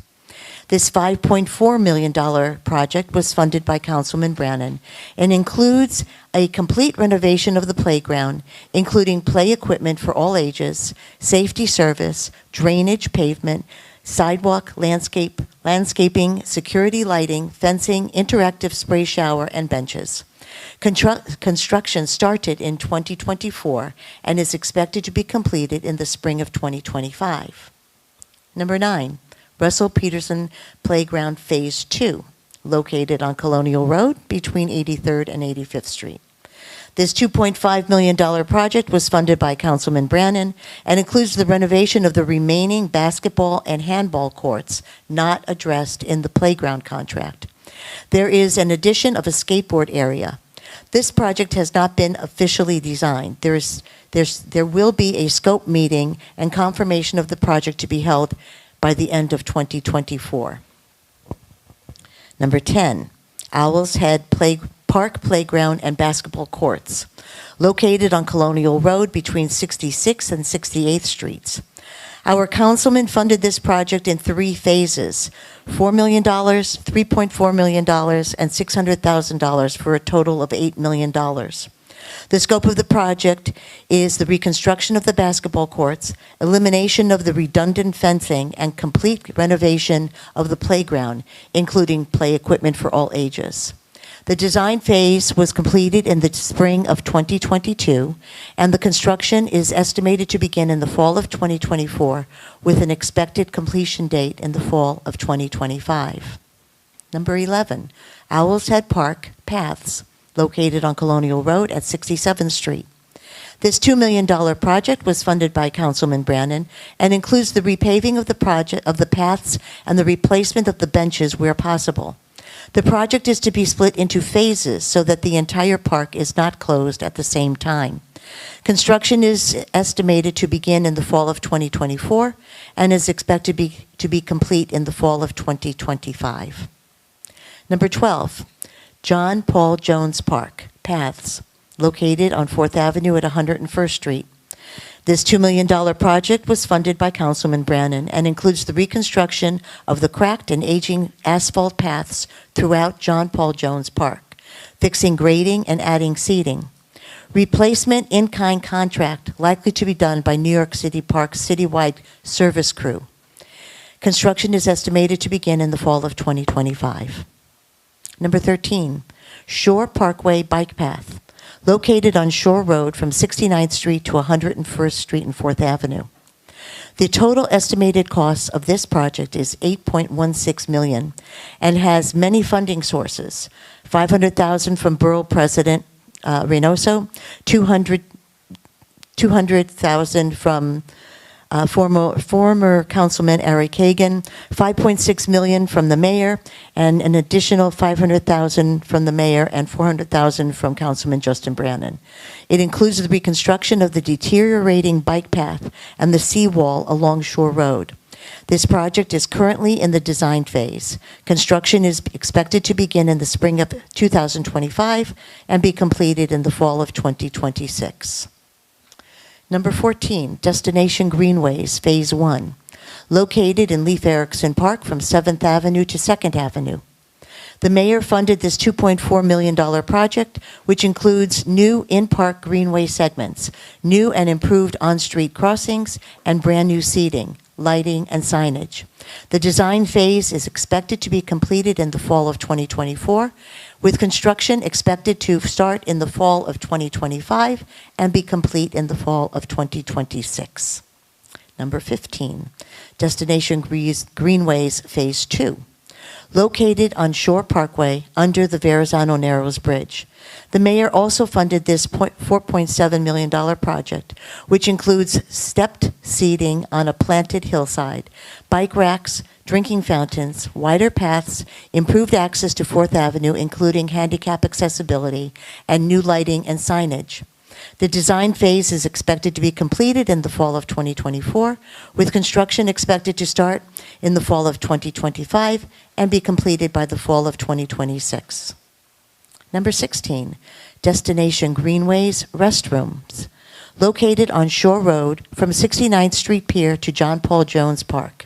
Senator Andrew Gennardis funded this project with state monies totaling $12 million. The scope of the project is to construct 2 new restrooms in conjunction with the Brooklyn Greenway upgrades at Shore Road and Bay Ridge Avenue and at John Paul Jones Park.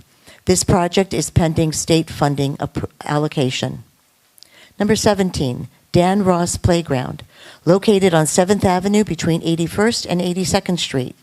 Councilmember Brannan funded this $4 million project, whose scope is to completely reconstruct the playground, including the swings, play equipment for all ages, safety surface, seating, security lighting, drainage, fences, pavement, drinking fountains, trees, and landscaping. A scope meeting is to be held in the coming year to begin design, and construction is likely to begin in the fall of 2027. McKinley Park, number 18, Phase 2, located on 73rd Street and Fort Hamilton Parkway. This $5 million project was funded by the mayor and includes repaving, color, seal, coat, and line tennis courts. Construction is estimated to begin in the spring of 2026 and be completed by the spring of 2026. Number 19, McKinley Park, Phase 1 Playground, located on Fort Hamilton Parkway between 73rd and 75th Streets. The scope includes the removal of the bocce courts and replacing that area with grass. The design has been approved. Work is expected to be completed by the spring of 2025. Number 20, Diker Beach Park Asphalt Field, located at 86th Street and 14th Avenue.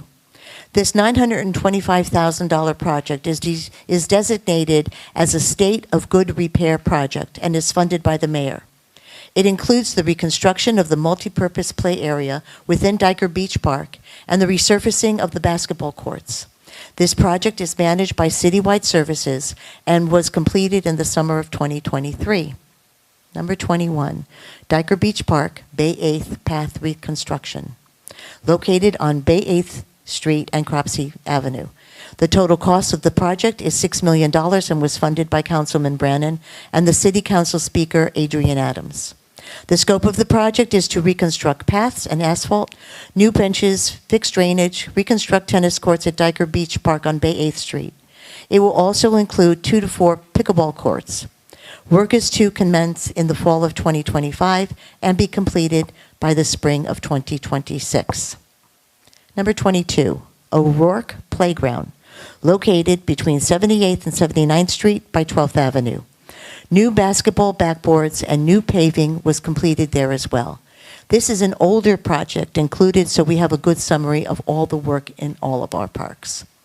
In addition to the summary of capital projects, a discussion ensued on new needs identified in the district parks. Bathrooms throughout the district parks. 3 remaining ball fields at Diker Park need redoing. Perimeter paths around Shore Road Park. Lower Leif Erikson Park Millennium Playground was replaced after Superstorm Sandy, but now needs a complete redesign. Perimeter sidewalk around Leif Erikson Park. The Fort Hamilton Triangle continued to be locked because of questionable activity there, possible removal of benches. Designated bike path on 99th Street entrance, and tennis courts at Leif Erikson Park. The new building at 95th Street in the Shore Road Park is now open. It includes new comfort stations, a complete renovation of the building, including HVAC, maintenance space, and community room. The total cost was $4.25 million. And it was announced that there will be a volunteer planting event on September 21st at 11 a.m. Anyone would like to join them? Meet at 68th to 69th Street and Shore Road. A motion was made to adjourn. It was made by Jonathan and seconded by Barbara, and our meeting was adjourned at 6:40 p.m. Respectfully submitted. Thank you.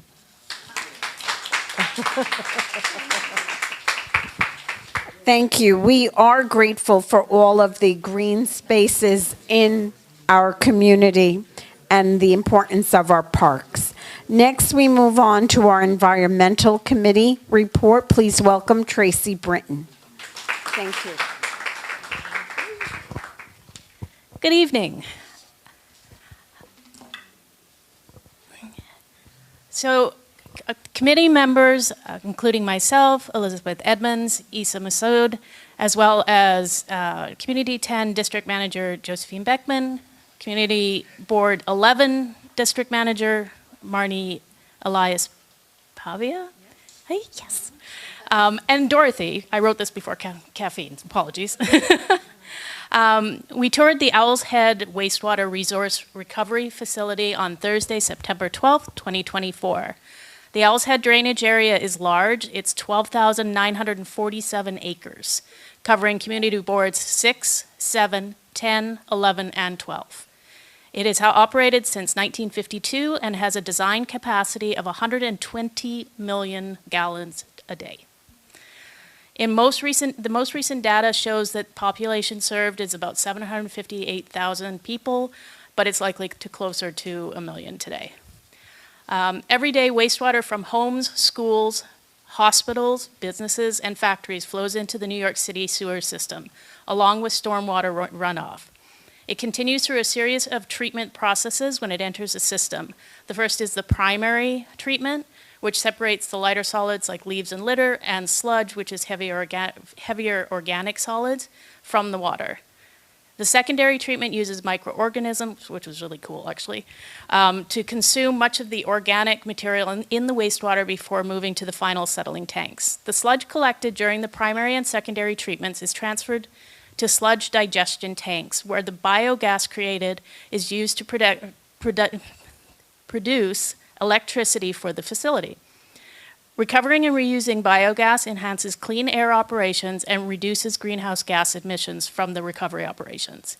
The final process is disinfection to remove any remaining disease-causing microorganisms before being released as clean water into the local waterways. We were all impressed by the efficiency of the entire process and the final product. Owl's Head is an engineering wonder. Plant Chief Yogi Kemraj and his entire team deserve our admiration, as the magnitude of what it takes to build, operate, and maintain the facility is staggering. We strongly encourage the Community Board 10 to continue advocating for additional capital improvement investments for the Owl's Head wastewater treatment plant, which is crucial for its efficient operation. And remember that if wet wipes say flushable, they're not. Let's do our part. Let's do our part to help Owl's Head remain in good repair while ensuring uninterrupted service. Respectfully submitted. Thank you. Thank you so much, Tracy. Thank you. At the start of our meeting tonight, we took a moment to remember a pedestrian who was tragically killed in our community. As a board, we also had another loss. In August, we were notified of the sad news of the passing of board member Nick Masab. May I ask now for a moment of silence to remember our fellow board member, Nick.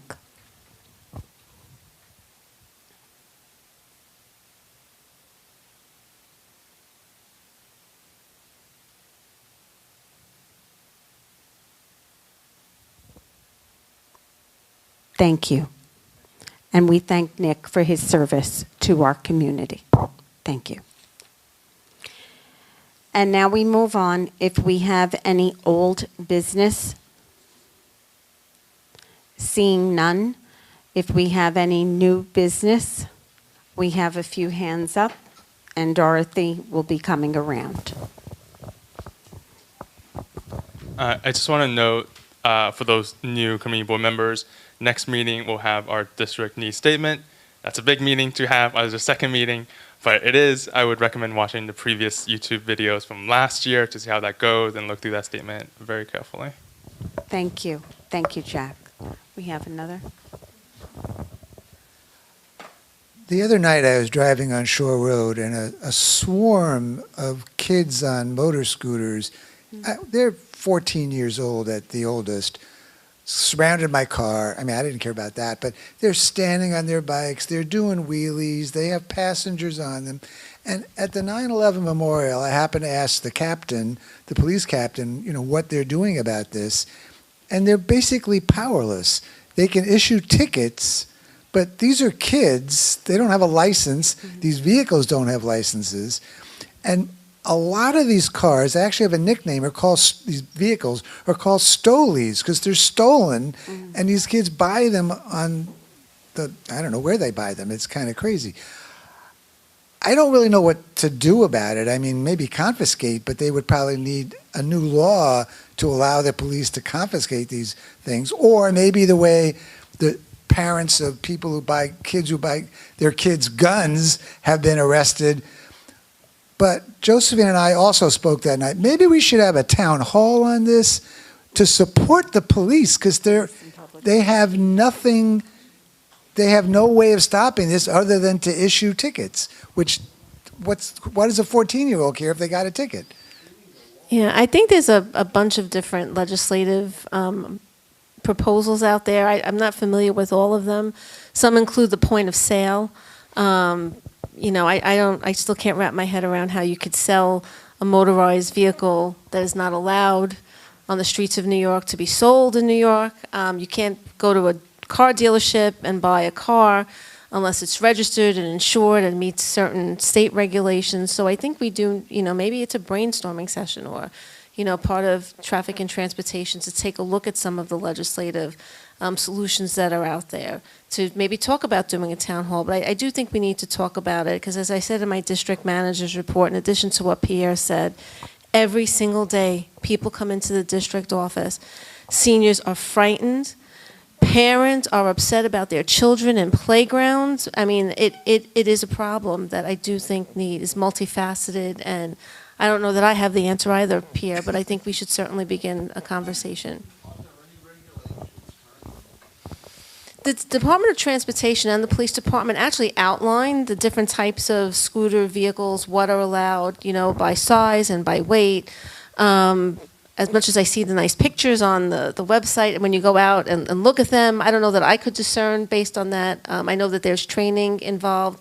But I do know the motorized, gas-powered ones that do not have VIN numbers are out there in large quantities and are they're on the bike path we get complaints about. They're on the protected bike lanes. They're on sidewalks. So it is a problem. And as I understand it, they're not allowed to be on the streets. I don't know how they're being sold.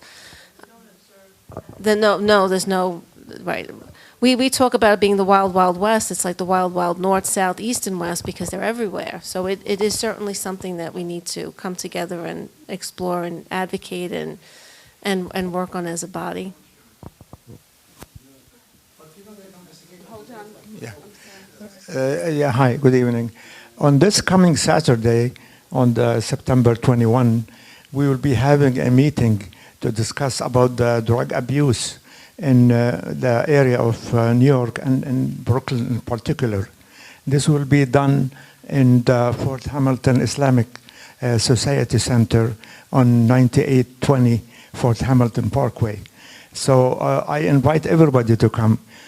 We are inviting so many people, politicians, and Josephine will be talking in it also. And we are inviting the students in Al-Nur School. We have about maybe 100 to 200 students with their families coming. So I invite everybody to come. It will be really something we give to the people here to tell them what the drugs are, how to treat them, what the problems from them are. So hopefully we will see everybody. Thank you very much. It's on September, next Saturday, September 21, on the Fort Hamilton Islamic Society on 9820 Fort Hamilton Parkway, from 5 to 8. Okay? Thank you very much.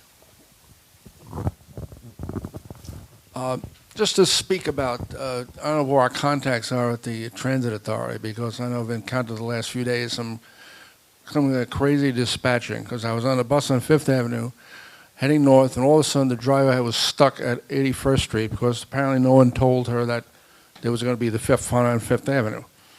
And she couldn't go on the side streets because all the people were double parked. It was all double parked. There's no way. And the event people, well, I don't know, they couldn't do anything about it. Now I was the driver dispatched down to this dead end. And then this evening, I came to the meeting, and I waited half an hour at Fifth Avenue and Bay Ridge Avenue for the B-64. And then the driver just shrugged. You know, the boss was standing room only. What's going on?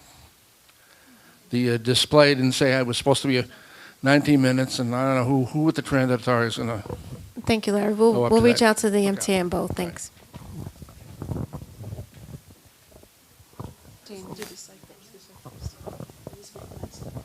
Hi, just really quickly, when we're talking about the kids on bikes, motorized bikes, are other community boards encountering a similar? Yeah, I do think it's a citywide issue, yes.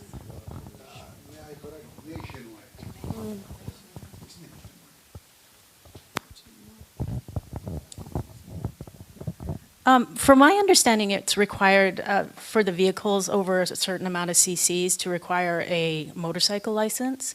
If they removed that requirement for the size of the engine, so to include it across the board for motorized vehicle, like those type of motorized vehicles, they would have that enforcement of having the license be required. So it might be something to look at.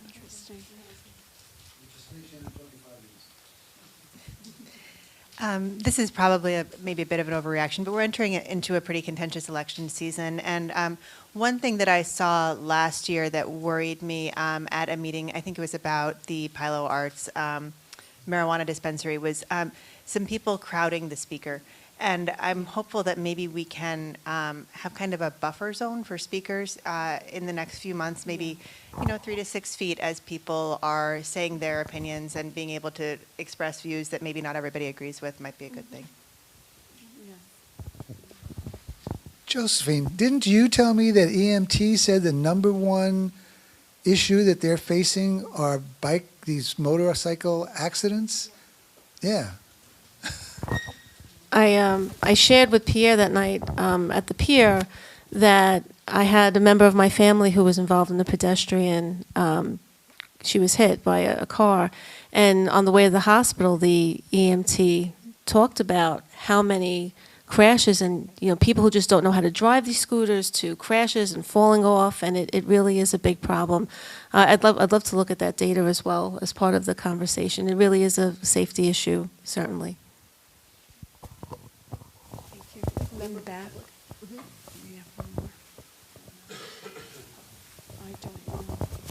Hi, glad to be here. In terms of the bike, I'm actually a bicyclist. Before e-biking, I bicycled a lot, so I'm very aware. But on top of that, I'm not here to defend it. I'm here to say that it is reckless what the kids are doing, but also to address it as well. Parents are pretty reckless with their little children. There's kids out there without helmets hanging off the back of bikes. And that's something where we talk about accountability. I know you can make all the legislation, but he's right. We do need to support the police in somewhat enforcement, even confiscating of bikes and having parents come pick it up and further processing. But parents having their kids on the back of the bike, there they are. There are police safety officers. There are crossing guards watching them. I bike. I see it happening in front of me. They're just watching, greeting them. To me, that's almost a social service issue to me, where that needs to be addressed. That is serious. We're talking about how serious an issue. They see accidents. We're witnessing it. We're not addressing it and saying there are programs where people can get free helmets. And people can, like I said, I'm not going to say e-bikes. I do it because I don't have to pay for insurance. I'm not going to lie. It's economical for me. It's friendly for the environment. I get a little exercise in the process. I'm cheating with the electricity, but I bicycle. I don't, I do pedal assist. I don't just hold down on a pedal. So there are benefits to it.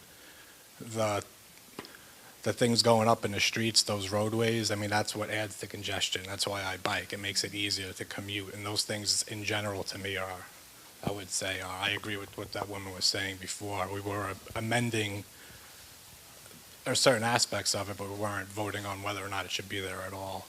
And that's, again, I guess, for another discussion. And I guess that's my conversation, my 2 cents for what we've been talking about. Thank you very much. Thank you. Was there any other comment we have up here?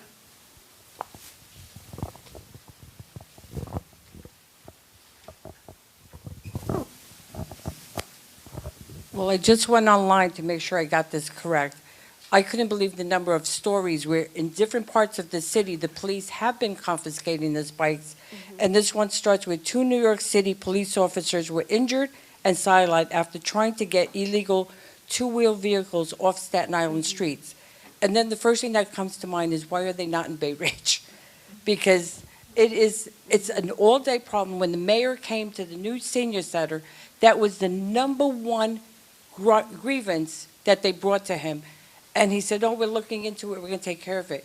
And how many times can we call somebody and just say, you know, and the scary part is when I see really young kids, like even 12, and I'm thinking to myself, that's a lot of power and a lot of, they not only hurting themselves, the number of people they can hurt, the property damage, and all of you are right. The sellers of these bikes should be accountable, the parents should be held accountable. It's like, there's times I walk down the street and I'm looking sideways, like 2 or 3 times to make sure nobody's coming. That's right. So I think we need to even tell our own precinct. I see these cars, I see these kids, bikes, scooters, I never see a police car. So we need to tell our precinct, they got to be a little more visible. We have just one more. Yeah, I just think that there's a general lack of enforcement across the board when it comes to all vehicular activities in Bay Ridge, cars, bikes, scooters, and it's very, very dangerous. And the absence of a police presence does not help. We have a lot of passive devices like the red light cameras, but all that does is increase revenue for the city. It really doesn't deter people from speeding. Okay. I thank you so much.